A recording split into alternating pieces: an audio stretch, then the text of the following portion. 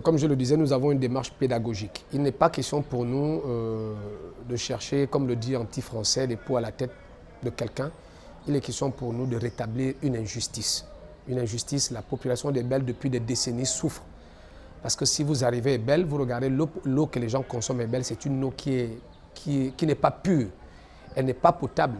Et c'est une eau qui est dangereuse pour la santé des uns et des autres. Après l'étape de la saisie des autorités, nous avons prévu à cet instant-là de redescendre au village, l'histoire de faire ce qu'on appelle une collecte des données. Ce sont ces données-là qui nous permettront bien évidemment, au sortir de là, de pouvoir juger si nous pouvons porter plainte ou pas. Parce que là, nous sommes face à une situation. La première, la Société d'énergie et d'eau du Gabon a la responsabilité de la distribution d'eau et d'électricité au Gabon. Alors, elle a reçu les installations faites par l'entreprise Eneragua.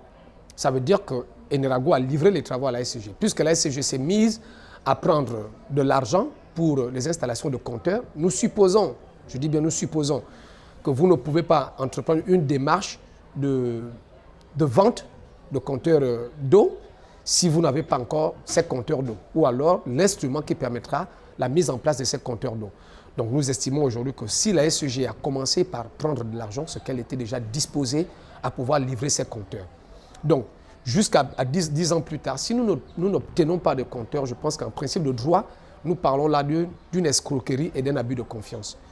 Nous allons voir, et nous ne souhaitons pas bien évidemment en arriver là, avec l'appui des riverains, dans quelle mesure nous pouvons porter le dossier devant un tribunal. Personnellement, je voudrais remercier ici M. Claude Evuna Zué, qui est le responsable technique au niveau de la SCG au niveau des Belle-Abanga, qui fait ce qu'il faut pour que le problème soit résolu le plus rapidement possible. Et je voudrais aussi remercier toute l'équipe du comité citoyen, parmi lesquels Brice depuis la France, Sonia depuis la France, Edgar Edou depuis Belle-Abanga, Jean-Martin Namba et toutes nos grandes sœurs Mylène, Benoît, Boris, toute cette équipe-là. Donc il faut comprendre que nous sommes une équipe bétonnée et je pense que c'est ensemble que nous allons travailler la main dans la main pour que notre village retrouve bien évidemment sa splendeur.